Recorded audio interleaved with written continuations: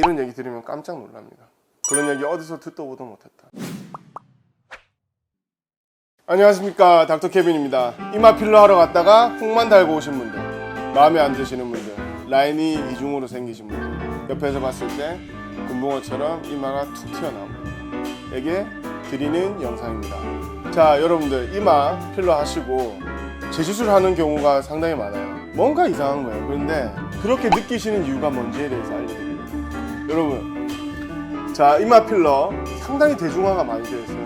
코 필러와 버금갈 정도로 많습니다. 그런데 수요가 많아진 만큼 병원을 고려할 때 어떠한 병원을 가야 하는지 말씀을 드릴게요. 자, 이마 필러를 하러 갔어요. 의료진이 없습니다. 상담실장이 그냥 용량 대충 정해서 오케이, 절대 가면 안 됩니다. 두 번째, 이마도 만져보지도 않고 서서 여러 가지 앵글로 보지도 않고 이마 사이드, 이마 외측 부분, 관자놀이에 대한 언급도 없고 눈썹 위에 꺼짐을 하는 것인지 콧대랑은 이어지는 것인지 헤어라인과 이어지게 할 것인지에 대한 그 질문조차 하지 않는 병원은 굉장히 천편일률적으로 개개인마다 정해진 고유의 어떤 영역들을 고려하지 않고 시술할 가능성이 크기 때문에 여러분들이 이마 필러를 하시고 큰 만족도를 얻기가 상당히 어려울 겁니다. 그러니까 굉장히 복잡 미묘하게 고려할 요소가 많은데 단순하게 이마 필러가 대중화되면서 시술을 하고 오신 분들이, 재시술을 원하시는 분들이 대부분 답안지가 있는 것 마냥 시술을 많이 해오고 있습니다. 천편일률적인 시술을 많이 해오는 거예요. 어떻게 되어 있느냐? 자, 이렇게 되어 있습니다. 이렇게 시술하는 게 잘못된 건 아니에요. 잘못된 건 아니에요. 전혀 아니에요. 전혀 아닌데 전제 조건이 필요합니다. 우리가 프론탈 로비라 불리는 전두엽의 이 상층부가 굉장히 볼륨이 좋아야 됩니다. 볼륨이 좋아야 되고 이마 외측 사이드 부분이 굉장히 뼈 볼륨 자체가 좋아야 되고 관자놀이 부분의 근육과 지방 조직 자체가 굉장히 풍부해야 돼요. 그래서 사이드는 채우지 않더라도 굳이 여기에만 시술해서 성공적으로 끝난 분들도 계시겠지만 역설적으로 이마 필러 왜 하러 오세요? 이마 필러를 하신 분들이 이마도 덮고 있는 지방과 수분 조직과 연부 조직들이 있는데 이게 태생적으로 부족한 분들이 있단 말입니다. 근데 그런 분들이 여기도 꺼져 있는데 이런 사이드 라인이 풍부하게 채워져 있을 가능성은 그렇게 높지가 않습니다. 그렇기 때문에 자, 제가 서두에 이마 필러 하러 갔다가 훅만 달고 나왔다. 이 얘기를 왜 드리냐면 그럼 훅만 달게 되면 어떠한 역효과를 불러일으킬까요? 첫째, 자, 옆에서 보시면은 미간과 콧대가 이어지지 않겠죠. 그래서 이렇게 뚜껑을 씌우는 듯한 부채꼴 모양의 뚜껑을 씌워버려서 사실 콧대 자체가 가뜩이나 낮은데 콧대 라인 자체가 오히려 뒤로 밀려나서 숨어버려서 음영이 그늘지는 경우가 많아요. 자, 그리고 여기가 튀어나오면 어떻게 되겠어요? 무턱이신 분들은 턱도 더 들어가고 그 다음에 코끝 자체도 더 내려가 보이고요. 이쪽 볼륨만 올라와 있기 때문에. 자, 그리고 정면에서 봤을 때 이렇게 돼요. 우리가 이제 러시아 인형이라고 그러나 뚜껑 따서 이제 보이는 그런 눈사람처럼 얼굴형이 돼버려요.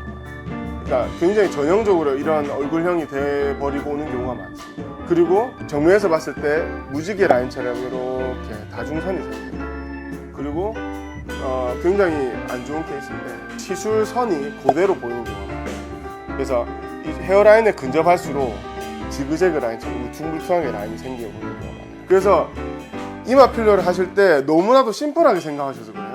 뼈대가 얼마나 나왔는지, 콧대와 연결을 시켜줄 것인지, 외측 광대 위에 볼륨이 어떤지, 관자놀이 전체 라인은 어떤지, 이마 외측은 어떤지, 우리가 헤어라인은 어떤지. 왜냐하면 여자분들 중에서 이마 넓은 분들 많아요. 상당히 많습니다. 그리고 헤어라인 자체가 N자로 있는 여성분들도 많습니다. 그리고 여성분들이라고 해서 탈모가 안 올까요? 옵니다. 여자는 근데 정수리나 이런 쪽으로 오는 게 아니고 팬데믹하게 와요. 전체적으로 빠진단 말이에요. 그렇기 때문에 이 앞선 헤어라인 쪽이 숱이 적어지죠. 그렇게 되면은 기존에 수술 보형물이 들어있거나 필러가 돼 있거나 하는 것들이 헤어라인이 밀려나면서 더 도드라지게 됩니다. 이거 사실 처음 들으시는 얘기죠. 이런 얘기 들으면 깜짝 놀라요. 그런 얘기 어디서 듣도 보도 못해요. 근데 저는 이러한 것들을 꼭 고려해서 시술을 해야 된다고 보는 입장입니다. 그렇기 때문에 이마를 볼륨을 주기 위해서 공간에 대한 이해, 범위에 대한 이해, 면적에 대한 정의, 그리고 용량에 대한 어떤 철저하게 프라이빗하게 커스터마이징된 볼륨이 들어가야 된다는 거예요. 어느 앵글에서 여러분들의 얼굴 라인, 이마 라인이 예뻐지려면은 그런 라인들이 모두 고려돼야 되는 거예요. 자, 정리를 해드릴게요.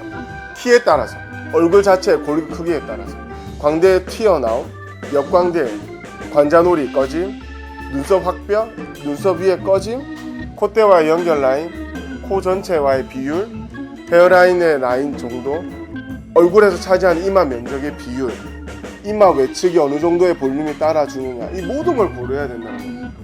상적으로 여기만 채워서 자연스러워질 것 같은 분들은 이마 필러 자체를 아예 시작조차 생각조차 하시지 않았을 가능성이 상당히 큽니다. 타고난 볼륨 자체가 좋으니까요. 그래서 이마 필러를 하러 갔다가 콩만 달고 나오십니다.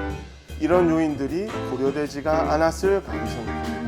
그래서 여러분들이 상담을 처음 받으러 가실 때부터 상당히 여러 가지 요인들을 고려해야 된다는 것입니다. 이상 닥터 케빈이었습니다.